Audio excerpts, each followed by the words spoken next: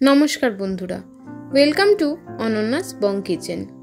আজকে নিয়ে চলে এসেছি চিংড়ি মাছের একদম অন্যরকম রেসিপি নিয়ে। কুমড়ো দিয়ে চিংড়ি মাছ এইভাবে বানিয়ে দেখবেন, অসাধারণ লাগে খেতে গরম ভাতের সাথে। চলুন দেখে নেওয়া যাক। প্রথমেই আমি 400 গ্রাম মতো কুমড়ো নিয়ে নিয়েছি। সেটা ভালোভাবে ধুয়ে খোসা ছাড়িয়ে নেব।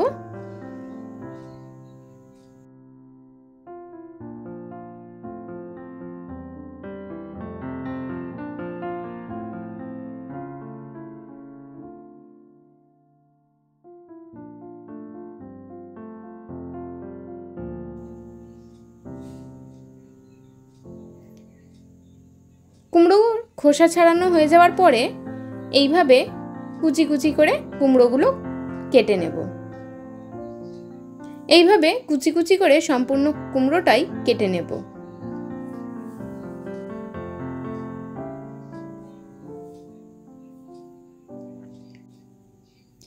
এরপর 200 গ্রাম মতো আমি চিংড়ি মাছ নিয়ে নিয়েছি। সেটাকে খুব ভালোভাবে ধুয়ে পরিষ্কার করে 1/4 চা চামচ মতো হলুদ গুঁড়ো ও 1/4 চা চামচ মতো নুন দিয়ে খুব ভালোভাবে মাখিয়ে রেখে দেব।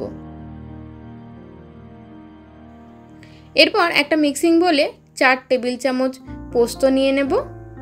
পোস্তটা প্রথমে শুকনো ব্লেন্ড করে নেব, কারণ অনেক সময় পোস্তে জল দিয়ে দিলে ব্লেন্ড হতে চায় না। এরপর এর মধ্যে দিয়ে দেব 1.5 টেবিল চামচ সাদা সর্ষে ও 1/2 টেবিল চামচ কালো সর্ষে দিয়ে আবারও সবকিছু শুকনো ব্লেন্ড করে নেব। এরপর এর মধ্যে দিয়ে দেব 4 টুকরো রসুন, স্বাদ মতো লঙ্কা ও সামান্য জল দিয়ে একটা ভালোভাবে মিহি পেস্ট বানিয়ে নেব।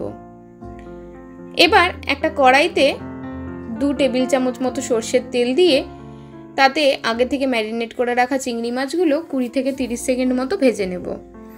চিংড়ি মাছগুলো বেশি ভাজবো না, তাহলে কিন্তু চিংড়ি মাছগুলো শক্ত হয়ে যেতে পারে। চিংড়ি মাছগুলো 20 থেকে 30 সেকেন্ড ভেজে নিয়ে তুলে আলাদা করে একটা বাটিতে রেখে দেব। এরপর ওই একই কড়াইতে আরও 1 টেবিল চামচ মতো তেল যোগ করে তার মধ্যে আগে থেকে কেটে রাখা কুমড়োগুলো দিয়ে তার মধ্যে স্বাদ মতো নুন দিয়ে খুব ভালোভাবে 5 থেকে 7 মিনিট মতো ভেজে নিতে হবে।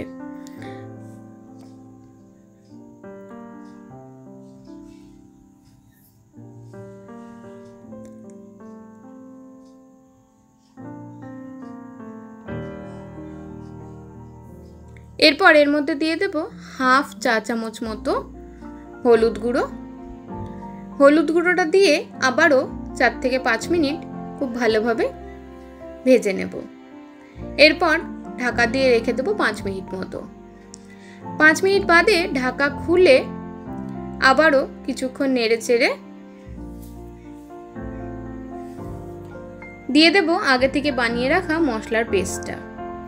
মশলার পেস্টটা দিয়ে বাটি ধোয়া জলটা কিছুটা অ্যাড করে সব কিছু খুব ভালোভাবে মিশিয়ে নেব। মশলাটা কুমড়োর সাথে খুব ভালোভাবে মিশিয়ে নিয়ে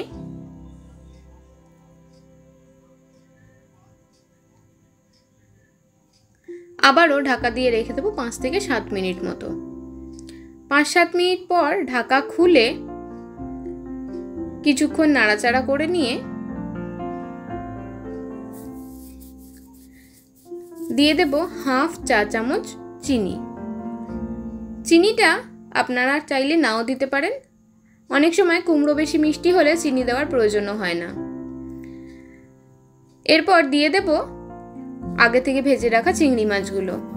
চিংড়ি মাছগুলো দিয়ে খুব ভালোভাবে নাড়াচাড়া করে নিয়ে ঢাকা দিয়ে রেখে দেব 5 মিনিট মতো।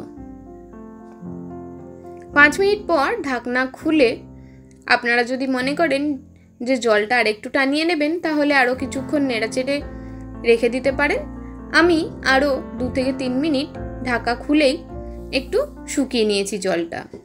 এরপর নামিয়ে নিয়ে গরম গরম ভাতের সাথে পরিবেশন করুন কুমড়ো চিংড়ি। আজকের রেসিপিটি কেমন লাগলো আমাকে অবশ্যই কমেন্টে জানাবেন।